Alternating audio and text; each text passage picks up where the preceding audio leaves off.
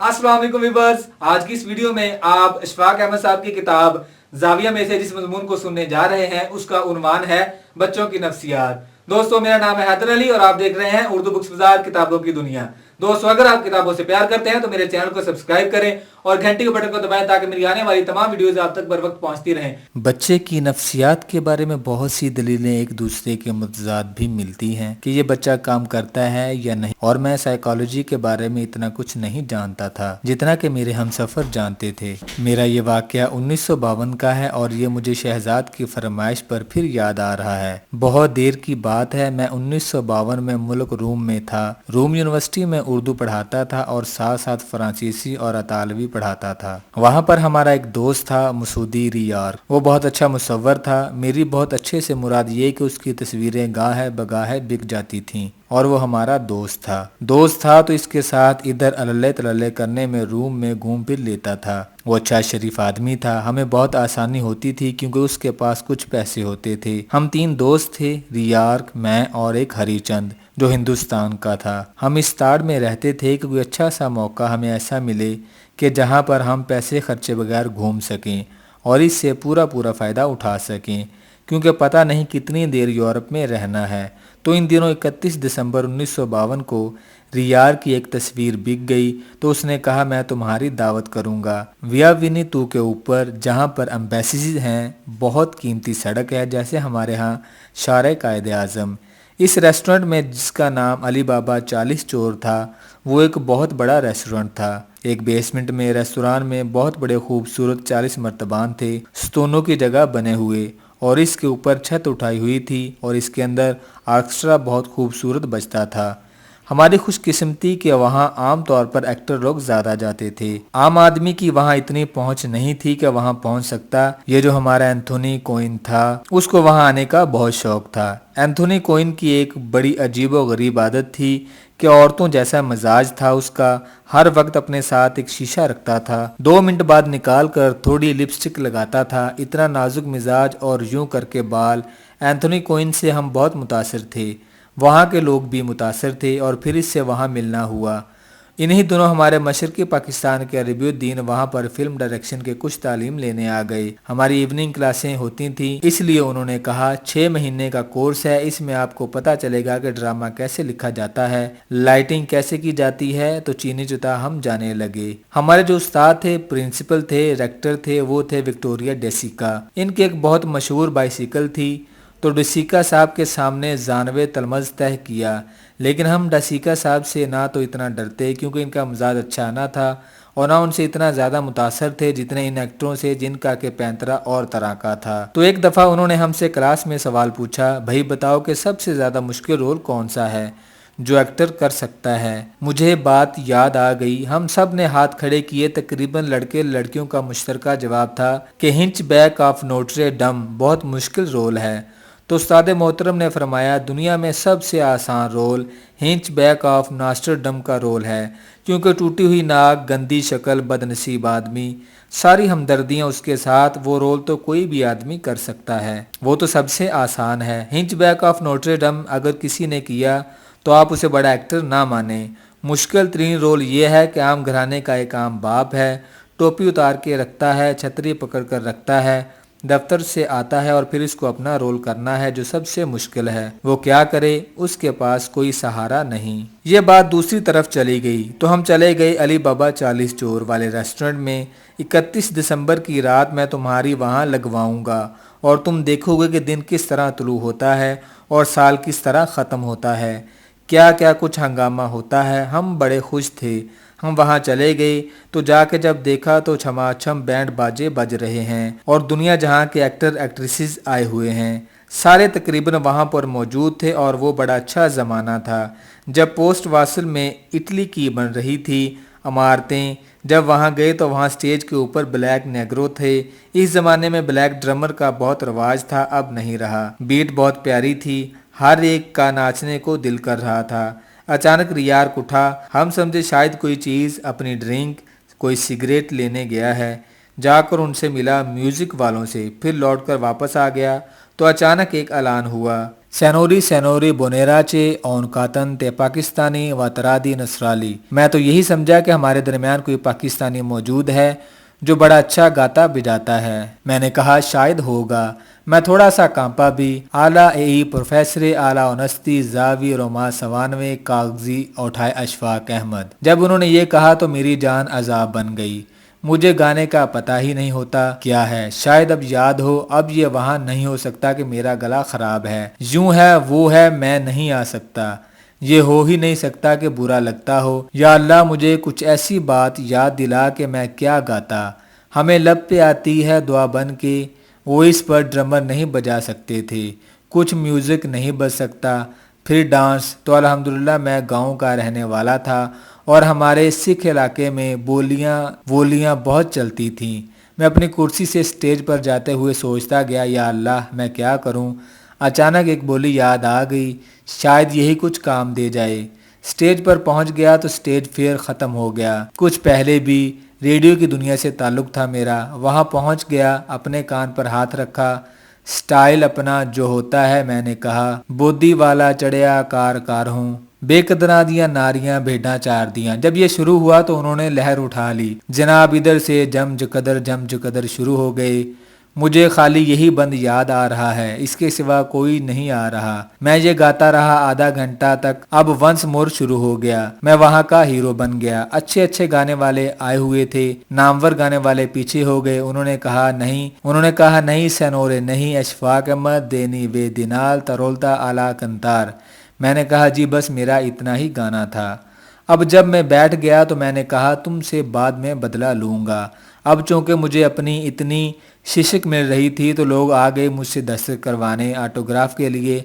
मैं इसको दे रहा हूँ, उसको दे रहा हूँ, अशफाक अहमद। मैं जिस मेज़ पर बैठा हूँ वहाँ पर एक बहुत मोअज़्ज़ज़ चौधरी बना हुआ था। वो दूर एक मेज़ थी, इस पर एक नहायत ग्रेसफुल खातून थी, अकेली चुपचाप बैठी हुई। तो उन्होंने पलट कर ऐसी मेरी तरफ देखा तो मेरी बिल्कुल सीटी गुम हो गई। यानी उसका कुछ ऐसा चार्म था, उसकी पर्सनैलिटी इतनी बड़ी थी। मैं उसके पास बादब चला गया। उसने कहा सी कम दा। मैं बैठ गया तो उसने कहा गिव मी साइन, मुझे भी दें ऑटोग्राफ। मैंने उस पर लिखा बाखिदमत मलका आलिया इंगरडबर्ग मान और नीचे अपना नाम लिखा। अब इसके बाद वो अंग्रेज़ी में पूछती है व्हाट यू हैव रिटन। तो मैंने कहा I have written your name. और ये मुझे बड़ी आरजू थी। मैं खुशी से इसलिए उठकर आ गया था कि इतने करीब से इतनी बड़ी आर्टिस्ट को देखने की हसरत थी।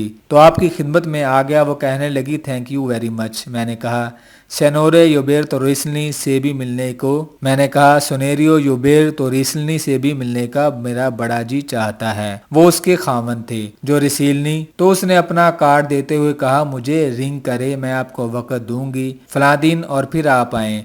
तो मैंने वहाँ से आकर सबको बताया।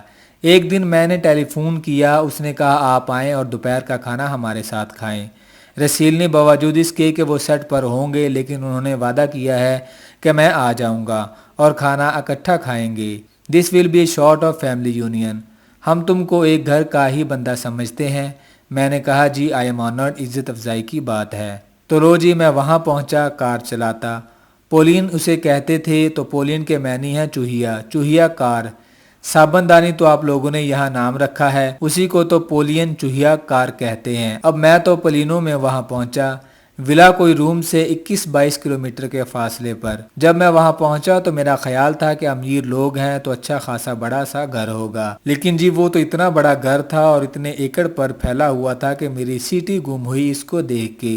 बाहर खड़े दरबार ने पूछा आपको किससे मिलना है? सैनूरियो पाकिस्तान। मैंने कहने लगा सी कमादा। उसने वहां से टेलीफोन किया। अंदर से उसे कहा गया हाँ बड़ा गेट खोल दो, आने दो अंदर। अब जब मैंने वहां बड़ा गेट खोल के छोटी कार अंदर दाखिल की तो ये जिंदगी की शर्मिंदगियों में से एक थी। उन्होंने गुर्र बड़ा दरवाज़ा खोला कि कोई मिलने वाला है, तो इसमें चूहिया जा रही है। मुझे बहुत अफसोस हुआ, या अल्लाह ये ऐसी कार काश इस वक्त के लिए और बड़ी मिल जाती, कम से कम लेमोजीन होती। मैंने जाके उसको रोका। इस चौकीदार ने कहा अभी आपको थोड़ा सा पैदल चलना पड़ेगा, आगे आपको एक और बर्क अंदाज मिलेगा बावर्दी, वो आपको ले जाएगा। तो मैंने कहा बहुत अच्छा। मैं पैदल चलता रहा पटरी के ऊपर। दोनों तरफ बहुत खूबसूरत लॉन थे। आगे गए तो एक और बावर्दी आदमी मिला। اس نے بڑے ادب سے سلام کیا. اس نے کہا آئیے میرے ساتھ. وہ لے کر چلا. ایک برآمدہ بڑا خوبصورت اور اس کے اوپر بیلیں لٹکی ہوئیں. اس نے وہاں جا کر کہا میری حد یہاں ختم ہوتی ہے, آپ اب ایک اور صاحب کے ساتھ چلیں. ایک اور صاحب جو کہ عورت اور مرد تھے تو ان کو میں گریٹ کر کے ان کے ساتھ چلا. تو انہوں نے کہا میڈم بہت خوش تھیں, سب کو بتایا تھا کہ ہمارا ایک معزز مہمان آ رہا ہے. میں آگے چلا گیا. جا کر ایک بڑے ہال میں انہوں نے مجھے اس خاتون نے اس مرد نے بٹھا دیا. ایک لمبی سی میز تھی کالی سیاہ رنگ کی اور اس کے اوپر میں اکیلا بیٹھا تھا. تو انہوں نے کہا ہم نے میڈم کو اناؤنس کر دیا ہے, وہ آتی ہوں گی. میں نے کہا بہت خوشی کی بات ہے. انہوں نے کہا وہ معذرت کر رہی ہیں کہ تھوڑا سا آپ کو انتظار کرنا پڑے گا. اب بیٹھے بیٹھے مجھے کوئی مشکل سے 4-5 منٹ ہوئے ہوں گے اور میں تھوڑا سا بور بھی ہو رہا تھا. وہاں سیڑھیاں تھیں 8-10. وہاں سے ٹپ ٹپ کرتا ایک لڑکا جس نے نیلی نکر پہنی ہوئی, کالے سیاہ بوٹ اور کتنے سارے بٹنوں والی ایک جیکٹ سی پہنی ہوئی, وہ نیچے اترا. لڑکا کوئی 7-8 سال کا تھا. نیچے اترا, کھٹ کھٹ کرتا مجھ تک پہنچا. میں نے اس کو مسکرا کر کہا بنجو جی. اس نے کوئی جواب نہ دیا اور سیدھا میرے پاس آ کر کھڑے ہو کر غور سے میری شکل دیکھنے لگا. اب میں بڑا امپریس ہو رہا تھا. میں نے اس سے کہا how are you, you belong to a rich class. اس نے میری بات کا کوئی جواب نہ دیا. پھر اس نے کوہنی رکھ کر میز کے اوپر جہاں میں تھا ایسے میری شکل دیکھی. اب ایک آدمی کا چہرہ اتنا قریب ہو, اس اینگل پر ہو, بڑی پریشانی کا باعث بنتا ہے. اس زمانے میں نے تھوڑی تھوڑی مونچھیں رکھی ہوئی تھیں. ایک آرٹسٹ تھا ڈالی, وہ اپنی مونچھوں کو موم لگا کے ذرا اونچی رکھتا تھا, تو میں نے بھی ڈالی کے فیشن میں مونچھیں اوپر کی تھیں. تو جب اس نے چہرہ قریب کیا تو وہ میرے بہت نزدیک آ گیا. سیدھا کھڑے ہو کے اس نے میری ایک مونچھ کو پکڑا اور زور سے کھینچا. میرا ہونٹ سارا اوپر کو کھینچ گیا اور دوسرے ہاتھ سے اس نے تڑاک سے ایک چماٹا دیا میرے اتنے زور کا کہ میرا یہ سارا ہونٹ نیچے گر گیا. میں کیا کر سکتا تھا. ایک ملازم آ گیا اور مجھے آ کر کہنے لگا یہ رسیلنی کا بڑا بیٹا ہے اور میڈم کا بڑا لاڈلا بچہ ہے. میں نے کہا ہاں ماشاءاللہ بہت پیارا ہے. تھپڑ مار کے زور سے وہ بھاگ گیا کہیں کھیلنے, پتہ نہیں کہاں چلا گیا. میں نے کہا یا اللہ, جتنی خوشی خوشی میں آیا تھا اور جتنا میرا دبدبا تھا, جو کچھ میں نے سنا تھا یہ کیا ہوا میرے ساتھ. خیر رنج تو ہوا, آج تک ہے, یہ ہو کیا گیا میرے ساتھ. وہ چلا گیا اور میں بیٹھا رہا. اتنے میں میڈم آ گئی اور معذرت کرنے لگی مجھے کچھ کام تھا. میں نے ابھی رسیلنی کو فون کیا ہے, اس نے کہا میرا آخری شاٹ رہ گیا ہے, آئی ہوپ بالکل ٹھیک ہو جائے گا جب تک ہم بیٹھ کر باتیں کریں گے. کہنے لگی would you like out side. میں نے کہا نہیں اندر ہی ٹھیک ہے, اندر میری کافی مرمت ہو گئی ہے, میں دوبارہ باہر جا کے پھر کسی کے سامنے پیش ہوں گا. تو بیٹھ کے باتیں کرنے لگ گئی. پاکستان کے بارے میں اس کو اتنا معلوم تھا کہ چھوٹا سا ملک ہے, 2-2.5 سال کا, ابھی بنا ہے. میں نے کہا ہاں ابھی بنا ہے. اس کے بارے میں کچھ تفصیلات پوچھتی رہی. اس نے کھانے کو پوچھا تو میں نے کہا آپ کے شوہر آئیں گے, ان کے ساتھ کھانا کھائیں گے. پھر وہ معذرت کر کے چلی گئی. اس کا ایک ٹیلی فون آ گیا تھا. میڈم کو ٹیلی فون بہت آتے تھے. چلی گئی تو اب میں بہت کانشیس ہو کے بیٹھا ہوا ہوں. یا اللہ وہ ظالم کا بچہ پھر نہ آ جائے. ایک ڈر ہوتا ہے نا آدمی کو کہ ایک گھوم رہا ہے آفت کا پرکالا. بعد میں یہ پتہ چلا کہ رسیلنی نے کہا آپ کھانا کھائیں, میں آپ کو جوائن نہیں کر سکوں گا کیونکہ میں ڈیلے ہو گیا, میرا شاٹ تیار نہیں ہوا, تو میں پھر اشفاق سے ضرور ملوں گا, یہ بات طے ہے. پھر اس نے کہا وڈ یو لائک. میں نے کہا جیسا کہیں ٹھیک ہے. وہ ڈونگے لے کر آنے لگے. ان کے ملازم باوردی دستانے پہنے ہوئے چیزیں لا رہے ہیں. میری جان پر بنی ہوئی تھی کہ وہ چھری کانٹے سے کھاتے تھے. مجھے آج تک سمجھ نہیں آئی کہ کیسے کھانا ہے. جب بھی کبھی وہ آلو میرے آگے بھاگتا رہتا ہے, پکڑا نہیں جاتا, نہیں آتا تو میں ڈرا ہوا ہوں. ایسی جگہ پر خاص طور پر بندے کو بڑی پریشانی کا سامنا کرنا پڑتا ہے. چیزیں آ گئیں. اتنے میں وہ چھوٹا آفت کا پرکالا تھا, اس کی بجائے پھر ایک اور نکل آیا, 4 سال کا چھوٹا پرکالا سا. تو میڈم نے کہا یہ میرا چھوٹا بچہ ہے. 2 ان کے بیٹے تھے. تو میں نے کہا ہیلو ہائے ویری کیوٹ جیسے کہتے ہیں. تو وہ چھوٹا آ گیا. اس نے کرسی میرے اس طرف ڈال لی اور میرے قریب بیٹھ گیا اور میرے چہرے کو غور سے دیکھتا جا رہا ہے کہ یہ کیا چیز ہے عجیب و غریب سی, کیسے کپڑے پہنے ہوئے ہیں, کس قسم کا آدمی ہے. باوجود اس کے کہ دونوں بچے بہت اچھی اٹالین بولتے تھے, میں بھی ٹھیک ٹھاک بولتا تھا. باتیں ہم کرتے رہے. جب کھانا لگ گیا بڑی تلائی اور زرعی برتنوں میں, تو ہم نے شوربہ ڈال دیا جو آغاز کرنے والا شوربہ ہوتا ہے۔ تو وہ جو چھوٹا بچہ تھا دوسرا بڑا ادھر بیٹھا تھا، دوسرا بھی آ گیا۔ کھانا تو کھانا تھا نا ساتھ، تو چھوٹے نے کیا کیا، وہ دہی کا ایک پیالہ اس کو لے میرے شوربے میں ڈال دیا اور چمچہ لے کر اس میں ہلا دیا اور اپنی چیز کچھ کھانے لگا۔ تو میں نے کہا کوئی بات نہیں، شوربے میں دہی پڑا ہے، اس میں کیا خرابی ہو سکتی ہے۔ تو میں نے ایک آدھا چمچ لیا تو میڈم نے کہا آئی ایم ویری سوری، بچے نے مس بیہیو کیا آپ کے ساتھ۔ ہم بچوں کو ٹوکتے نہیں ہیں، ہم ان کو نفسیاتی طریقوں پر پال رہے ہیں، کیونکہ اگر بچوں کو ٹوکا جائے، ان کو منع کیا جائے تو ان کی شخصیت پر برا اثر پڑتا ہے۔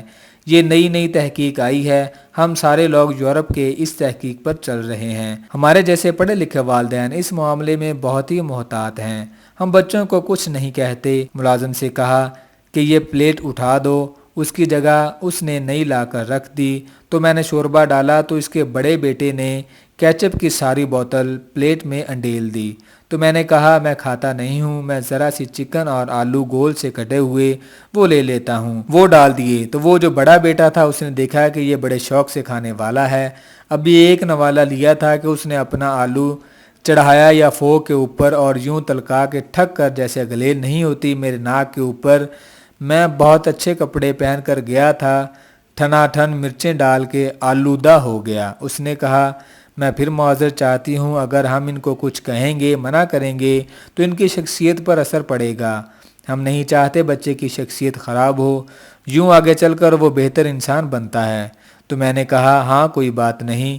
پھر میں نے ہاتھ ایسے کیے، جو بھی آدمی پروٹیکشن کر سکتا ہے لیکن ہو نہیں سکی۔ ہاتھ ایسے کیا تو چھوٹے نے کھڑے ہو کر میرے پاؤں کے اوپر اپنا پاؤں بڑے زور سے مارا، اس کے نیچے لوہے کے وہ لگے ہوئے تھے نیلز، میری چیخ نکلی خوفناک قسم کی۔